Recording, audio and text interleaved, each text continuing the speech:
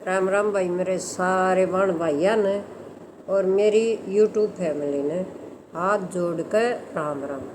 तो मैं आज एक आपके लिए कहानी लेकर आई हूँ, तो सुनियो और बताइयो आपने किसी लगी कमेंट कर कर।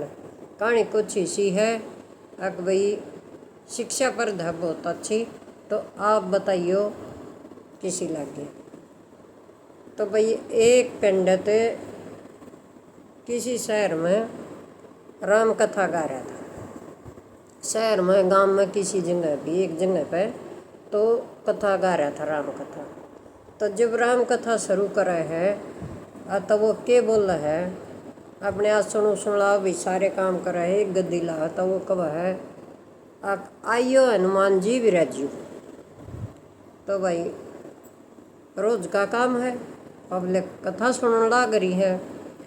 तो भाई एक वकील आवा है उड़ा कथा सुनाने हर रोज। तो वो रोज देखा है आक गद्दी लावे है और रोज नुका दे है, आइयो हनुमान जी विराजियो। तो आड़ा हनुमान जी विराजे हैं। तो भाई 5-4 दिन हो गए उसने। तो एक दिन उस तरह नहीं गया वकील तई। तो पंडित ने बोला, पंडित जी हाँ आप रोज ये कहो हो, आइए हनुमान जी विराजियो। कथा शुरू होने तक पहले तो क्या हनुमान आम है? तो भाई पंडित जी बोले, हाँ भाई मेरा विश्वास है काम है। कैसे साबित कर सको आप हनुमान आम है?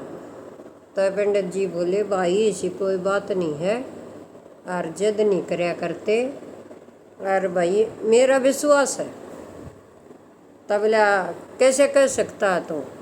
वकील साहब बोले, इतनी तो सली से अकाते हैं, आपको साबित करना होगा, इसका प्रूफ देना होगा। तो पंडित जी ने कहा, वकील साहब कोई भगवान ने अपनी जब अपना विश्वास हो तो उस ताई प्रूफ देने की जरूरत नहीं होती। तो भाई वकील साहब नहीं मान्या। तो पंडित बोला, ठीक है वकील साहब आप एक काम करो, आप इसका जवाब मैं अपना कल दूंगा, कल सबूत दूंगा आपने। तो बोला ठीक है। तो आज न्यू करो, जब कथा हमारी पूरी हो जाए शाम ने, तो इस गद्दी ने आप अपने घर ले जाइयो। अब ठीक है, और कल उल्टी ले आइयो, फिर मैं अपना प्रूफ दूंगा। ठीक है। तो भाई पंडित जी ने जब कथा पूरी हो ली, सारा काम हो लिया, तो वकील ताई वो अपने गद्दी दे दी, आसन उसका दे दिया। तो भाई वो ले गया, वकील साहब ले गया। तो भाई वकील साहब ने ले जाकर क्या करे, अगले दिन लिया। तो भाई वो बोला पंडित के, तो वही काम।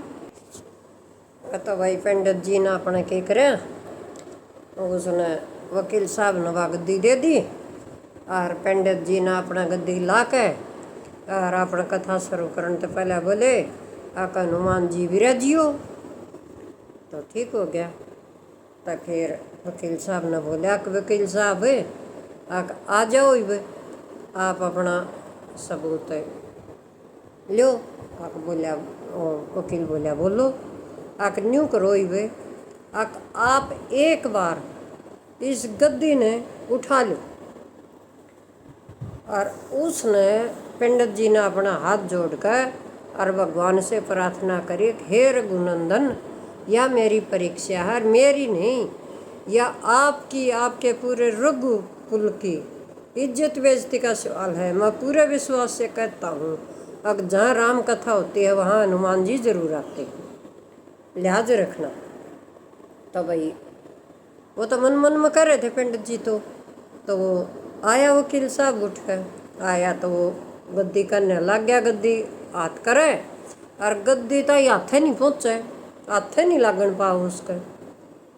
तो भाई एक बकरिया वो नहीं, दूसरे कोशिश करी नहीं होया, तीसरे करी। तो भाई वकील साहब का पसीने आगे और न्यू पूछा, बहुत बुरा हाल हो गया। तो बोला पंडित जी हाथ जोड़ कर उठानी तो बहुत दूर होगी, मेरे हाथ नहीं लग रहे गद्दी के। और पाया में पड़ गया पंडित जी के। तो बोले भाई बोलो। तो भाई एक सॉरी बीच में रह गया, बात बीच में आनी थी, शरीत रख ली थी उनने पहले। भाई जब सबूत आपका झूठा होया तो आप के करोगे पंडित जी। और वकील ने कही थी जब मैं सच्चा होया तो मैं वकालत छोड़ दूंगा। और पंडित जी ने कही थी, उसने कही थी, वकील साहब ने कही थी कि मैं वकालत छोड़ दूंगा और आपके चरणों में रहूँगा, मतलब हर बात पर आपके साथ रहूँगा। और पंडित जी ने कही थी अगर जब मैं हार गया तो आपके ऑफिस में मैं चपरासी रहूँगा। तो भाई हार गया वकील साहब, तो पाया में पड़ गया पंडित जी का। और बोला भाई मन नहीं बेरा था भाई इतनी हनुमान जी असली में विराजते। तो भाई किसी की इतनी परीक्षा भी नहीं लिया करते, आके फिर नीचा देखना पड़ा कर में। तो भाई आपने अकाली किसी लग गए तो भाई राम राम, जो गलती हो तो माफ़ करना। जय श्री राम, जय श्री राम, जय श्री राम, जय श्री राम, जय श्री राम, जय श्री राम, जय